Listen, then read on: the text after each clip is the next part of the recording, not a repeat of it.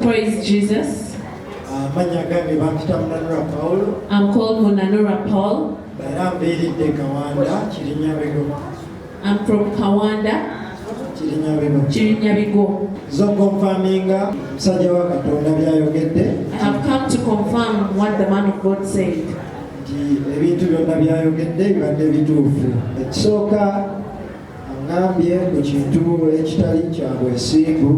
Firstly, he said something to do with unfaithfulness. What's your name? Munanura Paul. You're working in a farm of somebody.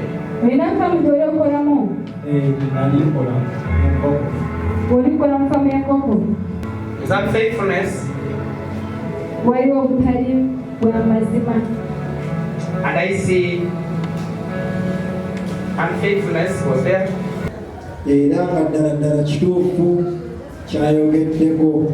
And indeed, it is true what he said.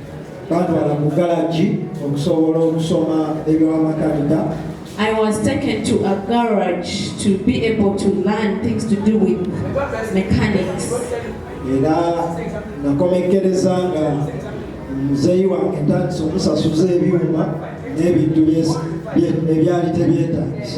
At the end of the day, I made my dad pay for spare parts, metals, and other unnecessary things.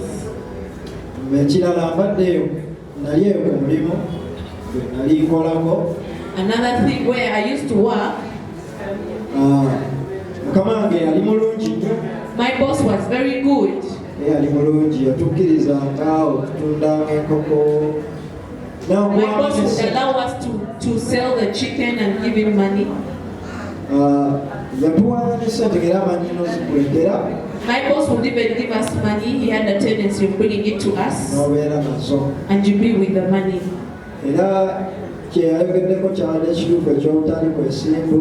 What the man of God said about unfaithfulness is true. The truth is that there were some days,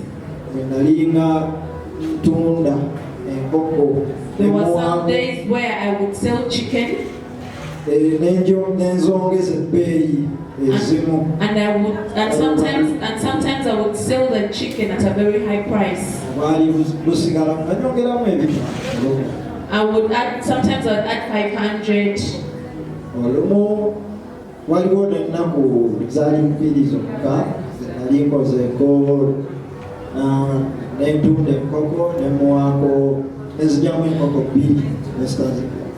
And then there were some 2 days where I sold chicken and I did not hand over the money for 2 chicken. So what the man of God said is true. And then another thing,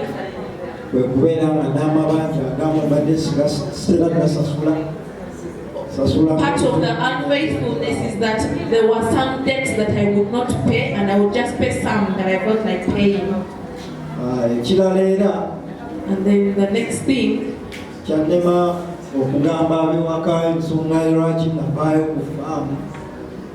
that made it very difficult for me to disclose to my people at home why I left the farm.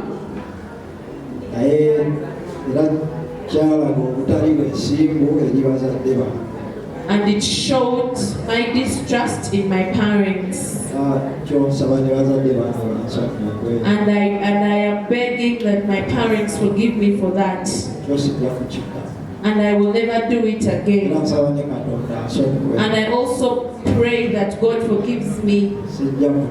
I will not do it again.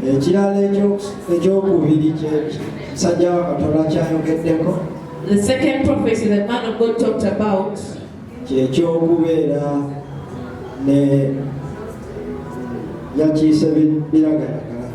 is something to do with medicines. Yes. And I also see issues with the drug. I see issues with the drug, but I will rate it to halves. I'm not meaning this one which they take. I mean the one which they put and something happens. I'm seeing the word witchcraft is here. The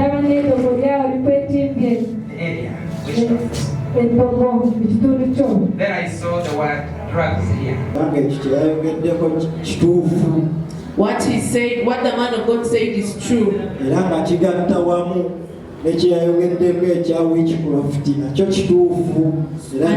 if I combine it with the prophecy of witchcraft, it is also true.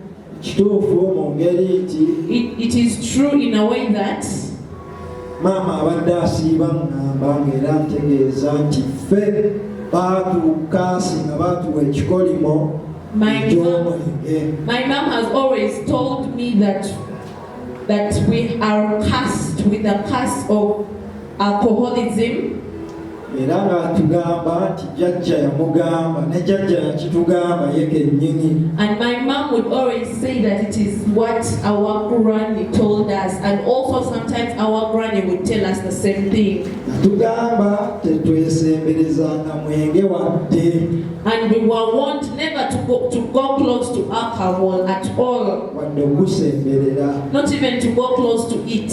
Mazima ga Mungu sigunywangako. And the truth is I have never taken the alcohol. Olwekyo ekikolimo kituufu kyayogedde. But because of the curse, it is true what man of God said. Naye kyennyinza okugamba bw'aba guwunyirizza emabega gange. But what I can say about him smelling it around me, bwe kubeera nti mikwano gyange egisinga gye neetoolodde ginywa.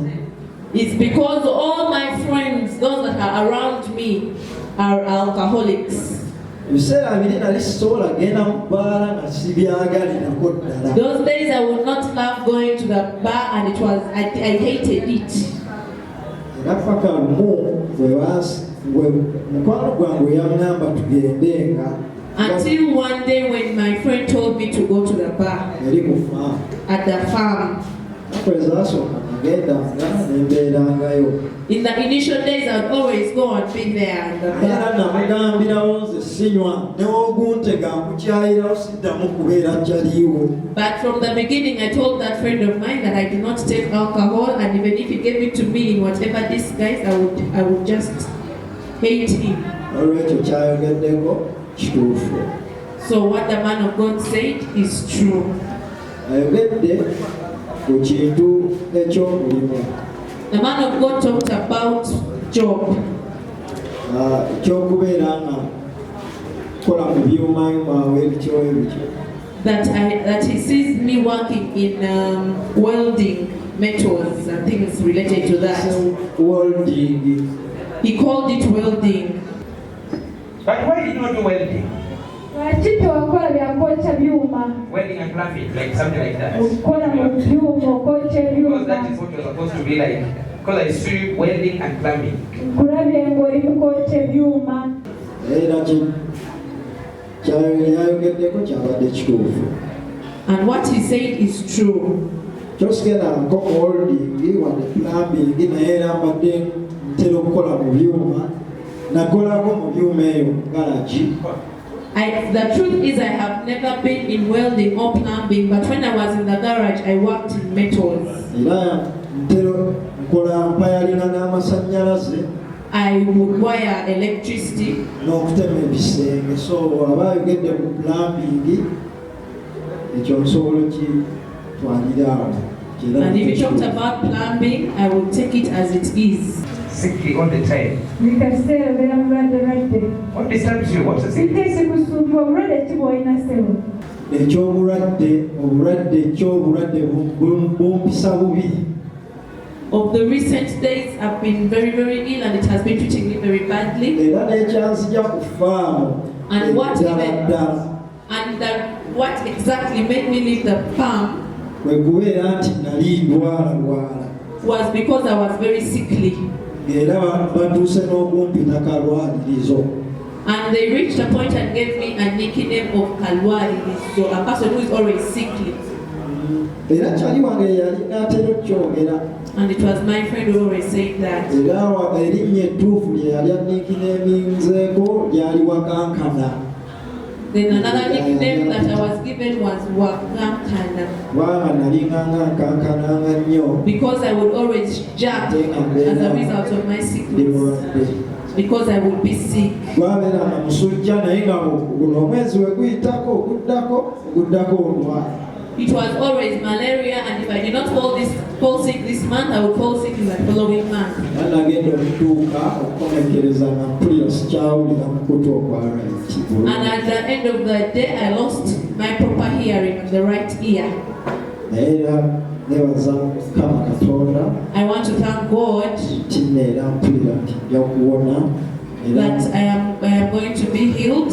era neebaza musajja wa Katonda And I want to thank the man of God olw'okunsabira for praying for me. era neebaza olw'okuntegeeza biki ddala ddala And I want to thank ebituufu him for speaking to me about what exactly was troubling my life. era nsaba bannaaye bwe nanyiiza And I pray that if there is anyone I angered or annoyed, nsaba nsonyiwe I beg for forgiveness nsobola okukolokola omwoyo gwange for the salvation of my soul. era nange nasonyiye And I have also forgiven those who wronged. kumpanya si buliimu si bwagala era n'ekyanzija ku galagi And what got me out of the garage? kuba nawuliranga bubi olw'okulimbanga muzeeyi nti nguze ebintu Because I would always lie to my father that I have bought things. era n'eryo ekyandeetera okujja nali saagala kubeera nga nkumpanya. And what made me live there was the fact that I was tired of making these side deals. Era neebaza Katonda And I want to thank God era mponye. that I am free. Amen. Amen. Amen.